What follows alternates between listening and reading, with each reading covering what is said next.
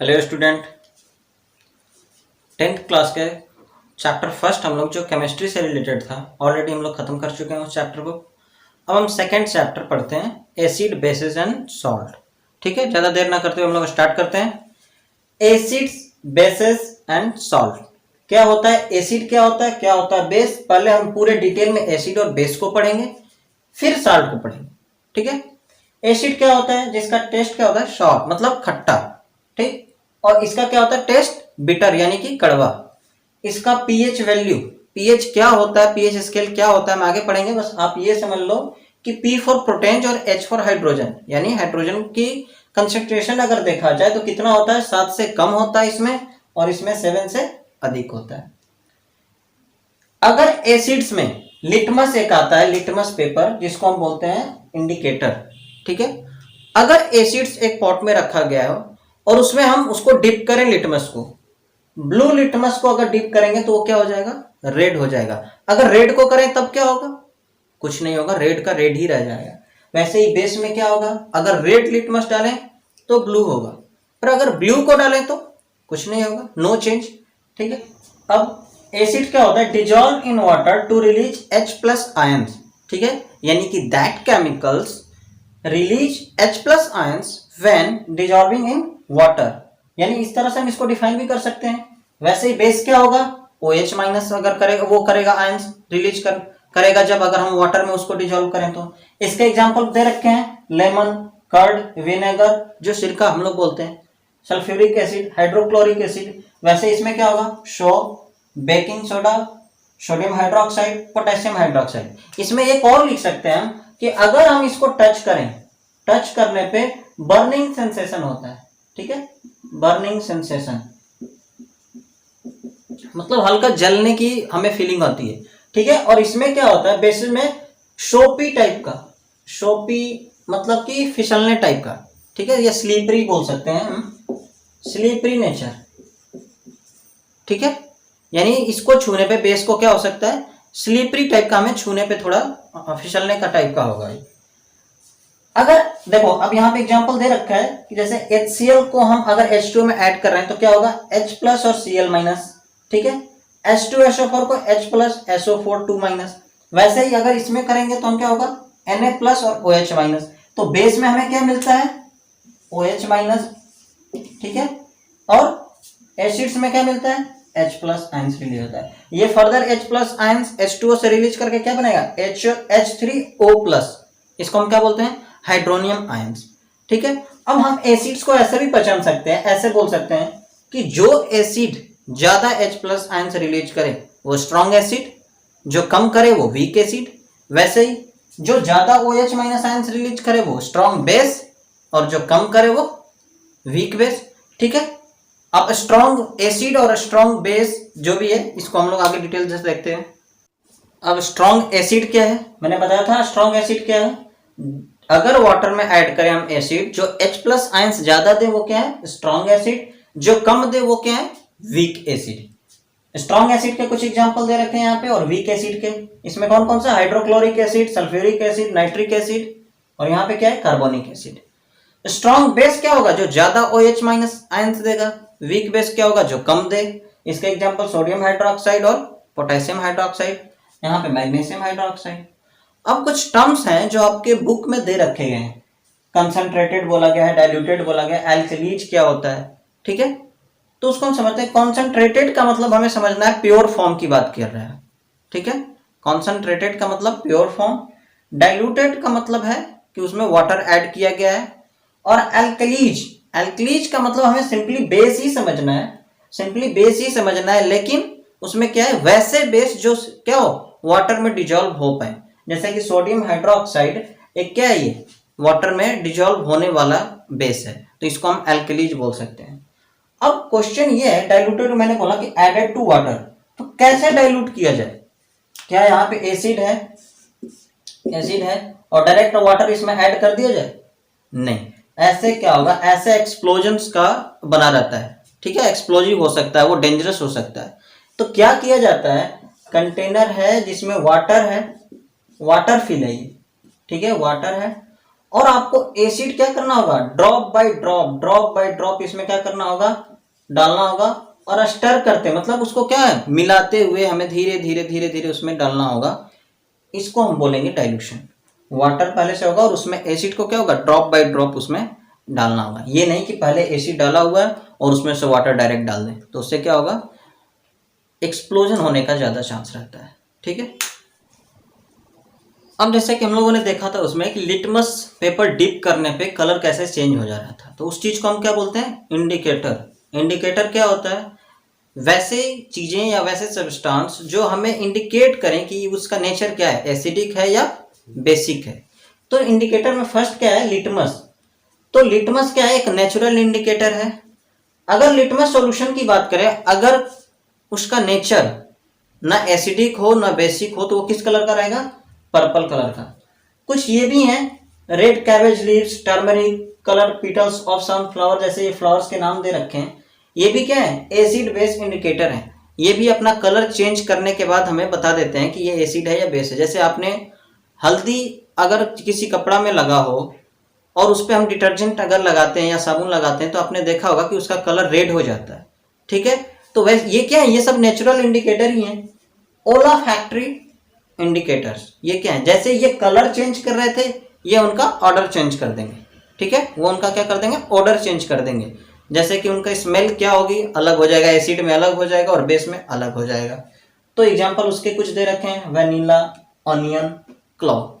ठीक है, ये उनका क्या करेंगे, स्मेल चेंज करेंगे, ऑर्डर चेंज करेंगे। Universal indicator. यूनिवर्सल इंडिकेटर वो इंडिकेटर जो ये तो नेचर बताया है कि वो एसिड है या बेस है, उसके साथ साथ उनका स्ट्रेंथ भी बता दे, यानी कि ये स्ट्रॉन्ग एसिड है या वीक एसिड है या स्ट्रॉन्ग बेस है, वीक बेस है। उनका एक प्रॉपर क्या हमें बता दे कि उसकी वैल्यू बता दे कि ये किस टाइप के यूज में हो सकते हैं। ठीक है, तो अगर उसके साथ साथ स्ट्रेंथ भी बता दे तो ये चीज क्या है, यूनिवर्सल इंडिकेटर। और यूनिवर्सल इंडिकेटर में हम क्या ज्यादा यूज करते हैं, पीएच पेपर। पी का फुल फॉर्म, ठीक है, पीएच लिखने में भी ध्यान देना है आपको, पी स्मॉल लेटर रखना है और एच कैपिटल लेटर। ठीक है, पी क्या है, पी का मतलब होता है प्रोटेंज। प्रोटेंज का मतलब होता है पावर, और एच का मतलब क्या होता है, हाइड्रोजन। ठीक है, तो पीएच पेपर से हम देखते हैं कि किसकी क्या स्ट्रेंथ है। ठीक है, क्वेश्चन ये आ रहा है कि जैसे कि यूनिवर्सल इंडिकेटर में हमने ये देखा कि पीएच स्केल से हम लोग यूज करते हैं पीएच पेपर पे। तो पीएच कैसे निकाला जाए, कि पीएच कैसे पता किया जाए कि किस केमिकल का पीएच वैल्यू कितना होगा। तो कैसे होता है पीएच वैल्यू, एक पीएच पेपर आता है। ठीक है, एक पीएच पेपर आएगा और एक पीएच स्केल होता है। पीएच स्केल होता है जिसमें 0 से लेके 14 तक दिया रहता है। यहाँ पे 1 2 3 ऐसे दिया रहता है। ठीक है, और 0 से 1 तक कुछ और कलर हो जाए, जैसे कि कुछ और कलर, यहाँ पे 1 से 2 कुछ और कलर हो जाए। ऐसे यहाँ पे कितने होंगे, सारे अलग अलग कलर होंगे 14 तक जाने में। ठीक है, अब इस पीएच पेपर को हमें एसिड या बेस जो भी दिया हो उसके बाद क्या करते हैं, उसमें डिप करते हैं। उसके बाद अगर जो कलर चेंज हुआ है उसके बाद यहाँ पे रखते हैं, यहाँ पे रखते हैं, ऐसे जिस कलर से ये मैच हो जाए वही उसकी पीएच वैल्यू हम मान लेते हैं। ठीक है, तो पीएच स्केल हम लोग ऐसे ही पीएच यूज करते हैं, पीएच वैल्यू निकालते हैं। ठीक है, अब पीएच वाला देखो कैसे होता है, अगर 0 से 7 हो, जैसे उसमें मैंने बताया था कि 7 से कम हो तो क्या है, वो एसिड है। 7 से ज्यादा हो तो क्या हो, बेस है। अगर 7 हो तो क्या होगा, यानी कि वो न्यूट्रल होगा। डिस्टिल्ड वाटर का पीएच वैल्यू कितना होता है, 7, वो न्यूट्रल होता है। ठीक है, तो अब देखो यहाँ पे क्या है, जैसे ये H+ आयंस का दिया गया है, ये जितने भी ये H एरिया है, ये क्या है, H+ आयंस को हमें डिनोट कर रहा है ये कितना है। तो जैसे एसिड में देखो ये H+ आयंस ज्यादा है, पर बेस में क्या हो गया, कम हो गया। वैसे ही OH आयंस बेस में क्या है, ज्यादा है, और एसिड में धीरे धीरे क्या हो गया, कम हो गया।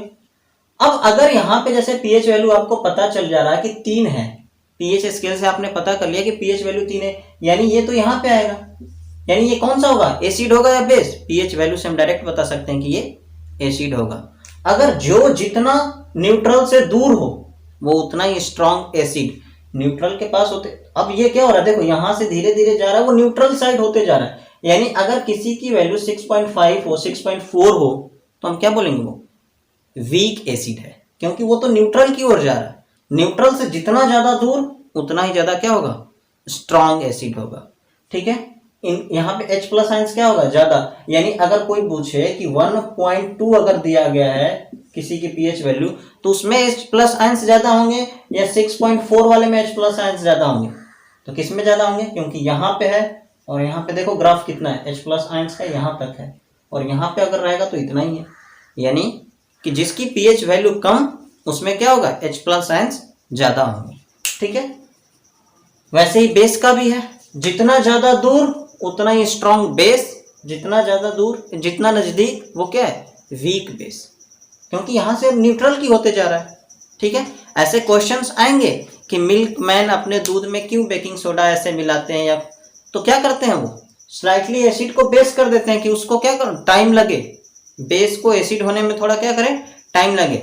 वैसे दूध का दही बनने में टाइम लगता है, क्योंकि वो पहले बेकिंग सोडा आप मिला दोगे तो वो बेसिक नेचर हो जाएगा, बेसिक नेचर से एसिड में जाने में क्या लगेगा, टाइम लगेगा उसे। ठीक है, तो अब इसमें से कुछ क्वेश्चन आ जाते हैं कि आप कुछ pH वैल्यू दे देगा ऐसे और ये बता देगा, पूछेगा कि आप एसिड है या बेस है, तो आप तो अब इजीली बता दोगे। अगर 7 से कम है तो एसिड, 7 से ज्यादा है बेस। स्ट्रॉन्ग एसिड कौन होगा, स्ट्रॉन्ग बेस कौन होगा, अगर 14 है यानी वो क्या होगा, स्ट्रॉन्ग बेस। ठीक है, जितना ज्यादा न्यूट्रल से दूर उतना ही ज्यादा क्या होगा, स्ट्रॉन्ग बेस। तो कुछ pH वैल्यू आपको कुछ कुछ आता है, जैसे गैस्ट्रिक जूस, मैग्नीशियम हाइड्रोक्साइड का, लेमन जूस का, आपके बुक में सारे दे रखे हैं, तो कुछ वैल्यू आपको तो याद रखनी होगी थोड़ी बहुत। ठीक है, अब आते हैं कुछ इंडिकेटर हम लोगों ने यूज किया था, अब देख लेते हैं एक टेबल में कि एसिड और बेस पे उनका क्या इफेक्ट होता है। रेड लिटमस अगर एसिड में डालेंगे कोई चेंज नहीं होगा, यानी रेड का रेड ही रह जाएगा, पर बेस में करेंगे तो ब्लू होगा। ठीक है, वैसे ही ब्लू लिटमस अगर रेड होगा तो क्या होगा, ब्लू लिटमस अगर एसिड में डालेंगे तो रेड होगा और बेस में डालेंगे तो कोई चेंज नहीं होगा। टर्मरिक यानी हल्दी अगर एसिड में करें तो नो चेंज, पर बेस में क्या होगा, रेड होगा, और आपने देखा भी होगा ये तो कपड़े में हल्दी लग जाने के बाद। ठीक है, फेनोफ्थलीन, फेनोफ्थलीन भी एसिड पे क्या, नो चेंज, बट बेस में पिंक। मिथाइल ऑरेंज रेड हो जाएगा एसिड में, बेस में क्या हो जाएगा, येलो। तो अब क्वेश्चंस ऐसे आएंगे आपको कि जैसे एक पॉट में 3 पॉट दे रखे हैं, एक में आपको वाटर दे रखा है, एक में एसिड दे रखा है, एक में बेस, तीनों का कलर आपको एक ही दे रखा है, अमाउंट भी सेम दे रखा है, यानी हमें देख के तो नहीं पहचान सकते। और इंडिकेटर कोई दे देगा, मान लो ये ब्लू लिटमस ही दे दे, ब्लू लिटमस ही दे दे, तो हमें क्या पता चलेगा, ब्लू लिटमस अगर दे दे तो हमें पता चलेगा, अगर तीनों में डिप करने के बाद हमें पता चलेगा कि किस में कलर, अगर डिस्टिल्ड वाटर हो यानी उसका न्यूट्रल हो वैल्यू, तब तो उसमें कोई चेंज नहीं होगा। ब्लू लिटमस को अगर एसिड में डालेंगे तो भी क्या होगा, रेड ही रह जाएगा। चेंज किस में होगा, बेस में होगा, और वो क्या हो जाएगा, सॉरी, ब्लू लिटमस को बेस में अगर डालेंगे तो नो चेंज होगा, लेकिन एसिड में डालेंगे तो क्या होगा, रेड होगा। ठीक है, तो हमें एसिड में डालते डिप करते ही पता चल जाएगा वो चीज कि ये क्या है, एसिड है, लेकिन बेस और यानी कि हमें वो पता चल जाएगा कि वो पॉट क्या है, एसिड है। वैसे अब ये 2 बच गए, अब उसका ब्लू लिटमस का कलर क्या हो चुका है, रेड हो चुका है। अब रेड लिटमस हो चुका है, इसमें एक डिस्टिल्ड वाटर का है, एक एसिड का है। रेड लिटमस बेस में डालेंगे तो ब्लू होगा, नहीं तो एसिड तो जो रहेगा वो ऐसे ही होगा। ठीक है, एसिड तो हम लोग ऑलरेडी निकाल चुके हैं। अब बचा इसमें क्या है, बेस और डिस्टिल्ड वाटर, तो बेस का एक पता चल जाएगा और एक डिस्टिल्ड का पता चल जाएगा। ठीक है, तो अभी हमने देखा कि कैसे केमिकल्स का हम pH वैल्यू चेक करते हैं, एसिड है या बेस है, ये हमें पता चल जाता है pH वैल्यू चेक करने से। अब pH कैसे एवरी डे लाइफ में हमारे लिए इंपॉर्टेंट है वो चीज़ हम देखते हैं। तो लिखा है कि आवर बॉडी जो है, ये हमारी बॉडी जो है वो 7 से 7.8 pH के रेंज में काम करती है, यानी उससे ज़्यादा अगर चेंजेज हो रहा है तो हम सर्वाइव नहीं कर पाएंगे। Living organism can survive only in narrow change. ठीक है, pH का हल्का फुल्का चेंज पे भी, यानी हल्के फुल्के चेंज पे ही वो भी सर्वाइव करेंगे। ज़्यादा अगर होगा तो यानी कोई भी लिविंग ऑर्गेनिज्म हो तो वो ज़्यादा उसको सर्वाइव नहीं कर पाएंगे अगर ज़्यादा चेंज हो तो। अगर रेन वाटर की, जो वर्षा हो रहा, अगर रेन वाटर की pH वैल्यू 5.6 से कम हो जाए तो हम उसको क्या बोलेंगे, एसिड रेन बोलेंगे। 5.6 से कम हो तो हम उसको क्या बोलेंगे, एसिड रेन। अब हम ये बोलेंगे कि एसिड रेन होता कैसे है, इसके रीजंस क्या हैं, इससे प्रॉब्लम्स क्या होती है वो हम देखते हैं। एसिड रेन होता कैसे है, तो जितने भी ये हमें पोल्यूशंस हो रहे हैं, जितने भी, या आप बोलो कि बाइक या कार के जितने धुएं से ये जो स्मोक से होते हैं या फैक्ट्री के स्मोक से, तो दो टाइप की गैसेस निकलती हैं, सल्फर डाइऑक्साइड और नाइट्रोजन डाइऑक्साइड। ठीक है, नाइट्रस ऑक्साइड और सल्फर डाइऑक्साइड, ये गैस निकलती हैं। और जब ये रिएक्शन करती हैं वाटर से, जब ये भी रिएक्शन करती हैं वाटर से, तो ये क्या बन जाता है, H2SO4 यानी कि सल्फ्यूरिक एसिड, और ये बन जाता है नाइट्रिक एसिड। अब ये दो दो एसिड आ रहे हैं पानी के साथ, तो क्या हो जाएगा, वही एसिड रेन हो जाएगा। ठीक है, इसीलिए बोला जाता है कि फर्स्ट बारिश में क्या हो, अगर सीजन का फर्स्ट बारिश हो तो उसमें नहीं नहाना चाहिए। क्यों? क्योंकि उसमें एसिड्स गिरते हैं, तो वो क्या हुआ, हमारे स्किन के लिए प्रॉब्लम्स हो सकते हैं। ठीक है, दूसरा, अगर एसिड रेन होगा तो जो एक्वेटिक एनिमल्स हैं या प्लांट्स हैं उनके लिए भी दिक्कत है। ठीक है, उनके लिए भी प्रॉब्लम्स है कि अगर एसिड रेन जो हमारे नदियों तालाबों से होते हुए आखिर जाएगा वहीं पे समुद्र में, या जहाँ पे एनिमल्स हैं, नदी में भी होते हैं, समुद्र में भी होते हैं, और कुछ कुछ प्लांट्स भी होते हैं एक्वेटिक प्लांट, तो उनके लिए भी ये प्रॉब्लम है एसिड रेन। ठीक है, pH in our digestive system, कैसे पीएच का क्या रोल है, देखो जैसे स्टमक में क्या होता है हमारे, HCl यानी हाइड्रोक्लोरिक एसिड। हाइड्रोक्लोरिक एसिड जब इंडाइजेशन कैसे होता है, जब हम अनटाइमली खाना खाएं, जैसे जो टाइम हो अगर उस टाइम पे हम न खाएं, तो एक हमारे क्या होती है, बॉडी को रूटीन हो जाता है कि इस टाइम तक हम या एसिड रिलीज करना है या ऐसे कुछ करना है। तो अगर कभी टू मच एसिड हो जाए, यानी ज़्यादा एसिड हो जाए, तो उस टाइम क्या होने लगता है, पेन और इरिटेशन होने लगता है। उसी चीज़ को हम क्या बोलते हैं, एसिडिटी। यानी ये किसके थ्रू हो रहा है, ज़्यादा एसिड के थ्रू। अब ज़्यादा एसिड है तो हमें न्यूट्रल करना होगा उसको, तो क्या चाहिए हमें, एसिड को न्यूट्रल करना हो तो हमें चाहिए बेस। ठीक है, तो यानी एंटी एसिड क्या चाहिए, एक ऐसा चीज चाहिए जो हमें उसको न्यूट्रलाइज कर दे, यानी एसिड का उल्टा क्या करे, बेस बोल सकते हैं या एंटी एसिड बोलेंगे। एंटी एसिड को क्या बोला जाता है, एंटासिड। एंटासिड इस प्रॉब्लम से हमें मतलब निजात पाने के लिए, या बोलो या इस प्रॉब्लम को हटाने के लिए क्या यूज किया जाता है, एंटासिड। और वैसे एंटासिड जैसे इनो हम लेते हैं, उसमें क्या होता है, ये एंटासिड ही होता है, वो बेस होता है, मैग्नीशियम हाइड्रोक्साइड। ठीक है, ये भी एक एग्जाम्पल है। टूथ डिके क्यों होता है, जो दांतों में जो होने लगता है, डिके होने लगता है, उसका भी रीजन भी क्या है, पीएच चेंजेस है। टूथ एनामल जो होता है वो किसका बना होता है, कैल्शियम फॉस्फेट का। कैल्शियम फॉस्फेट का होता है। सबसे हार्डेस्ट सब्सटेंस है जो टूथ में, टूथ एनामल जो है हमारी बॉडी का सबसे हार्डेस्ट सब्सटेंस है। जो दांत के ऊपर जो शाइनिंग जो लेयर होती है ना, वही होती है कैल्शियम फॉस्फेट। ठीक है, ये पानी में डिजॉल्व नहीं हो सकता, बट कोरोड हो सकता है अगर एसिड ज्यादा हो जाए तो, यानी कि एसिड अगर 5.5 से जिसकी पीएच वैल्यू कम हो जाए, ठीक है, तो उस टाइम क्या होने लगता है, वो डिके होने लगता है। कैसे होता है, अगर फूड है, ठीक है, फूड जैसे कि हम लोग अगर प्रॉपर क्लीन नहीं किए, माउथ रात का खाना खाया और प्रॉपर क्लीनिंग नहीं किए, तो उसमें खाने के कुछ रह जाएंगे पार्टिकल्स। अब वो क्या होगा, वो बैक्टीरिया के द्वारा डिग्रेड होंगे। तो बैक्टीरिया के डिग्रेड करने के टाइम में क्या होगा, उसके साथ साथ एसिड्स का भी होगा। ठीक है, एसिड वो रिलीज करेंगे। एसिड क्या होगा, हमारे दांतों के लिए क्या होगा, वो मतलब प्रॉब्लम वाली चीज है वो, तो डिके होने लगेगा। तो एसिड बढ़ा है तो हमें क्या चाहिए, एसिड को न्यूट्रल करने के लिए बेस। या हमेशा आपको याद रखना होगा कि एसिड को न्यूट्रल करना हो तो बेस चाहिए। यानी जो टूथपेस्ट हम यूज कर रहे हैं वो किस नेचर का होगा, बेसिक नेचर का होगा। ठीक है, वैसे ही स्टंग बाय हनी बी, अगर मधुमक्खी या ऐसे कुछ जो काट लेते हैं, स्टंग यानी डंक मारते हैं, तो क्या होता है, हमें पेन और इरिटेशन होती है। वो भी क्या करते हैं, एक एसिड रिलीज करते हैं। एसिड को न्यूट्रलाइज करने के लिए हमें क्या चाहिए, बेस चाहिए। यानी कि अगर वो जैसे हनी भी अगर हमें इंजेक्ट कर रहे हैं तो वो क्या हो रहा है, एसिड वो रिलीज करते हैं, इसलिए हमें पेन और इरिटेशन होता है। अगर वहां पे हम बेकिंग सोडा थोड़ा रब करें तो क्या होगा, हमें उससे आराम मिलता है। यानी उस चीज का नेचर क्या होगा, बेस। एसिड वो रिलीज करेंगे तो हमें बेस देना होगा, तभी तो न्यूट्रल होगा।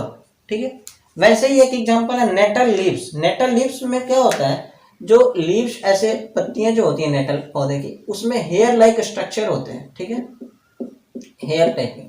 तो ये जब चुभते हैं तो ये क्या होती है, पेन और इरिटेशन होने लगती है। तो ये जहाँ नेटल लीव होता है, जंगली में जहाँ तर ये ज्यादातर ये मतलब कि जंगल में होते हैं, कोई ऐसा नहीं है कि घर में कोई लगाता है ऐसे, तो उसी के आसपास एक और प्लांट उगता है, ठीक है, एक और प्लांट उगता है उसी के आसपास ही रहता है, जिसको हम बोलते हैं डॉग प्लांट। अब डॉग प्लांट के अगर हम लीफ रब करें तो क्या होगा, उससे हमें आराम मिलेगा। क्यों? क्योंकि ये जो हेयर होगा इसके थ्रू अगर हमें बॉडी में अगर कोई खरोच आती है तो वहां पे क्या हो जाता है, मेथेनोइक एसिड आ जाता है। एसिड आ गया तो हमें क्या करना होगा, बेस लगाना होगा, तब जाके हमें आराम मिलेगा। तो बेस, डॉग प्लांट की जो पत्तियां होती हैं उसमें बेसिक उनका नेचर होता है, तो रगड़ लेने पे क्या होता है, वो चीज हमें आराम मिल जाता है। यानी नेचर ने भी हमें ऐसा चीज दे रखा है कि एसिड और बेस अगर ऐसा चीज है तो न्यूट्रल होने का साधन वो दे रखा है। बस हमें उस चीज को क्या करना है, यूज करने आना चाहिए और हमें पता होना चाहिए कि ये चीज कैसे हो रहा है। तो अब कुछ एसिड बेस का रिएक्शन देख लेते हैं, ठीक है।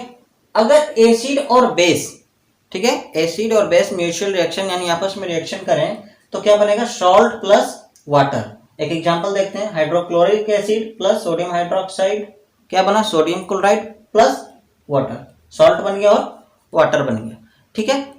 यहां जितने भी मैं इक्वेशंस लिखा हूं ये, ठीक है, बैलेंस, कोई जरूरी नहीं है कि ये बैलेंस हो, बैलेंस आप लोगों को देख लेना है, ठीक है। यहाँ पे बस सिर्फ ये समझाना है कि रिएक्शन होने पे बनता क्या, प्रोडक्ट क्या होंगे, ठीक है। अगर एसिड को मेटल से रिएक्शन करा जाए तो क्या बनेगा, salt plus hydrogen, salt plus hydrogen gas होगा। जैसे हाइड्रोक्लोरिक एसिड अगर सोडियम के साथ रिएक्शन करे तो क्या होगा, सोडियम क्लोराइड प्लस हाइड्रोजन। अगर बेस को मेटल के साथ रिएक्शन करा जाए तो क्या होगा, सोडियम हाइड्रोक्साइड, तो क्या बना, ये भी सॉल्ट और प्लस हाइड्रोजन।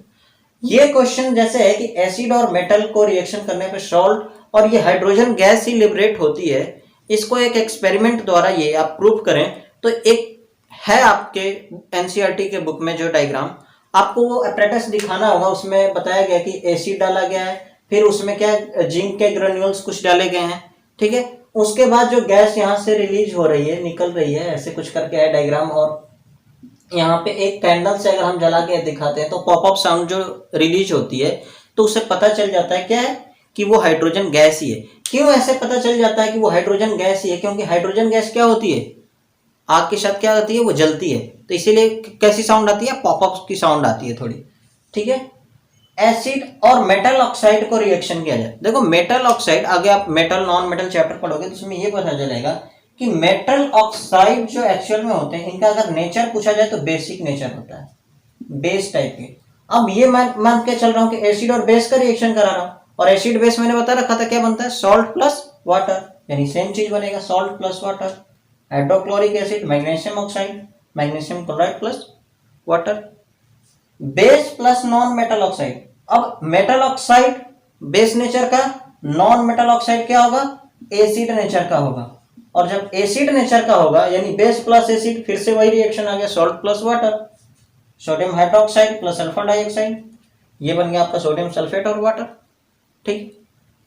अब ये एसिड प्लस मेटल कार्बोनेट या बाइकार्बोनेट को रिएक्शन कराया जाए तो क्या बनेगा, सॉल्ट प्लस वाटर तो बनेगा, क्योंकि इनका भी बेसिक नेचर ही होता है, सॉल्ट प्लस वाटर। लेकिन कार्बोनेट है यानी CO3 आएगा, तो यहां से क्या गैस रिलीज होगी, कार्बन डाइऑक्साइड, ठीक है।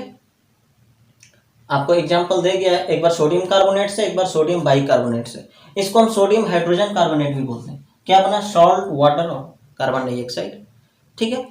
अगर ये कार्बन डाइऑक्साइड को हम लाइम वाटर में इंजेक्ट कराएं तो क्या होगा, तो उसका कलर कैसा हो जाता है, मिल्की कलर का हो जाता है, ठीक है। एक्चुअली होता क्या है कि कार्बन डाइऑक्साइड को कैल्शियम हाइड्रोक्साइड से करने पे व्हाइट प्रेसिपिटेट बनेगा। व्हाइट प्रेसिपिटेट का मतलब फर्स्ट चैप्टर में आपको पढ़ा रखा था, प्रेसिपिटेशन रिएक्शन क्या होता है, यानी वो सॉलिड पार्ट में निकल जाएगा, ये कैल्शियम कार्बोनेट प्लस, और कैल्शियम कार्बोनेट किस कलर का होता है, ठीक है, वो हमें पता है, इसलिए इसका कलर क्या हो जाता है, मिल्की व्हाइट कलर का हो जाता है, ठीक है। अब अगर एक्सेस कार्बन डाइऑक्साइड हो, यानी कार्बन डाइऑक्साइड और हम उसमें देते जाएं तब क्या होगा, बना है CaCO3, ठीक है, वाटर तो हम लोग दे ही रहे थे क्योंकि ये वाटर बना भी है, वाटर है, और प्लस कार्बन डाइऑक्साइड और क्योंकि एक्सेस CO2 मिल रहा है, तो अब रिएक्शन करके क्या बन जाएगा, CaHCO3, कैल्शियम बाइकार्बोनेट, ये जो बना ये होता है सॉल्युबल इन वाटर, ठीक है। यहाँ पे क्या था, कलर उसका मिल्की व्हाइट कलर था, लेकिन यहाँ पे अब क्या हो जाएगा, ट्रांसपेरेंट कलर हो जाएगा, क्योंकि ये अब वाटर में घुल जाएगा, वो हमें नहीं पता चलेगा। लेकिन यहाँ पे क्या हो रहा था, व्हाइट प्रेसिपिटेट बन जा रहा था, इसलिए हमें पता चल जा रहा था इसका कलर। ठीक है, तो नेक्स्ट वीडियो में मिलेंगे। एसिड बेस सॉल्ट चैप्टर का नाम था एसिड बेस, जिसमें आपका पूरा कवर हो चुका है। अब केवल बचा क्या है, सॉल्ट है। सॉल्ट के बारे में हम लोग पूरा डिटेल से पढ़ेंगे। ठीक है, थैंक यू।